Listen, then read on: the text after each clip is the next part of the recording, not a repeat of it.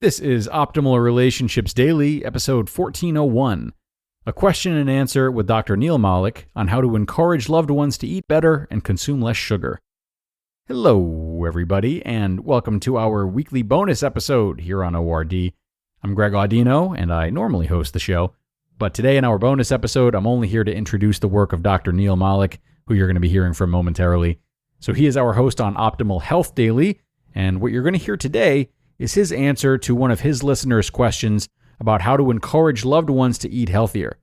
Certainly, this is one of the many ways in which we might find ourselves trying to help loved ones. So if there's someone you care about whose health concerns you, but you're unsure of how to bring it up, this one's for you. So open your ears and listen closely. I'm going to pass it over to Dr. Neil now and optimize your life. My husband, who weighs 400 pounds and newly diabetic, struggles with a sugar addiction. How do I encourage him to make a shift to healthier eating and lifestyle? Thank you for your question, caller. I'm sorry to hear about your husband's diagnosis. I know it can get frustrating when loved ones are not on the same page when it comes to their own health and wellness. And that's okay. It's taken me a while to realize this, but you, as their loved one, may feel more invested in their health than they do. And again, that's okay because it means you care. And even though your family member may not share the same enthusiasm for their own health that you do, that's okay too. It's because their priorities are different. And that just means they're human. But it's not that they don't care. The key is to tap into what motivates them and then keep that momentum going. You mentioned that you felt as though your partner is a sugar addict. What we need to do is discover why this is. It's often not about the sugar itself, but we need to dive into the behavior itself.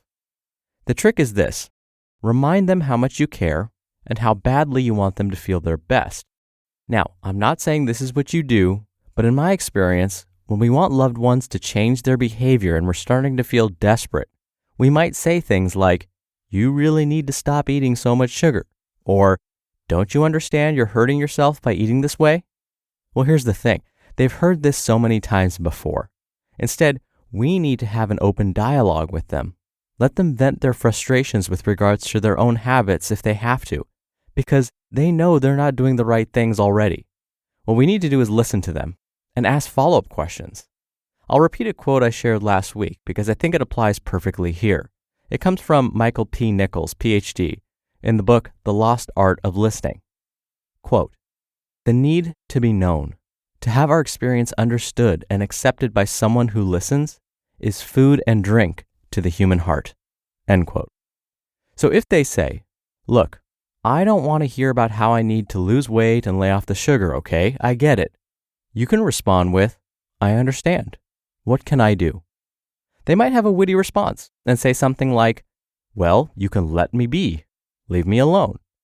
If they're serious, leave them alone. It's okay. But later, try again when they're in a better mood.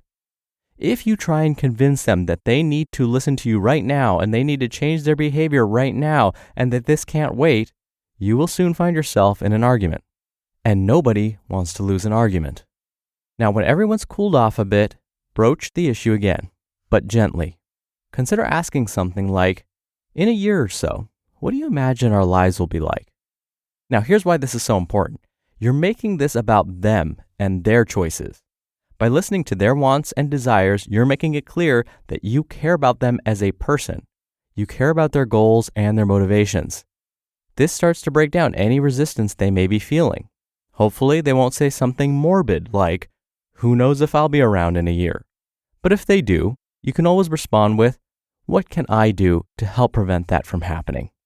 If they start talking about their plans, on the other hand, and they start feeling really optimistic, you can say, "Those plans sound amazing. Let's make it happen."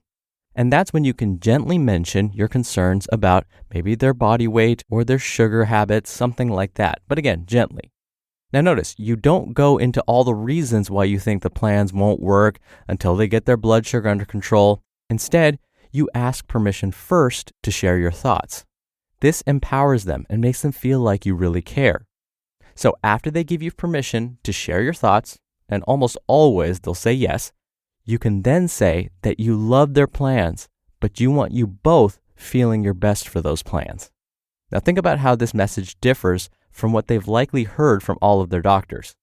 In my experience, many health professionals simply threaten the patient and discuss how much worse their lives will be if they don't stop eating sugar, or start losing weight, or start exercising. But if you ask them about their experiences and their feelings about the future, you motivate and empower your loved one.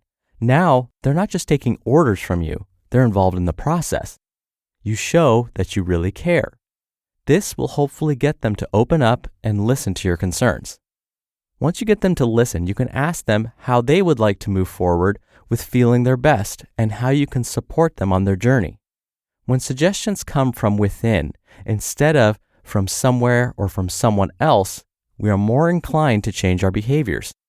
And when it comes to changing a behavior like sugar addiction, the key to this in the beginning is to make small changes so that they understand that this change doesn't feel like they have to give up something. Let's hypothetically say that one issue is drinking too much regular soda throughout the day, which we know is loaded with added sugar. Then one first step could be to switch just one of those sodas with a diet soda or another carbonated drink that's not as high in added sugar. Notice, small step. Or let's say they only like regular sodas and there's no way they're going to switch. Then drink only half the can each time and then finish the half later on during the day. Again, the key is small, not so threatening steps. We're not trying to force them to give up something completely, especially something that they might really like.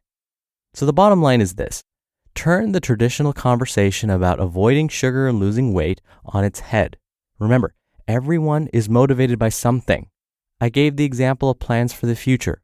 We just need to find what that motivation is.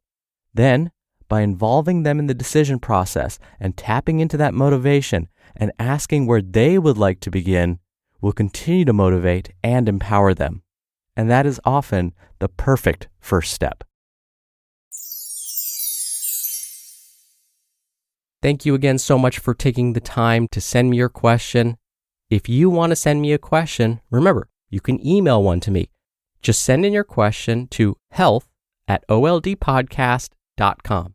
Or if you want your voice heard on the show, come by oldpodcast.com/ask.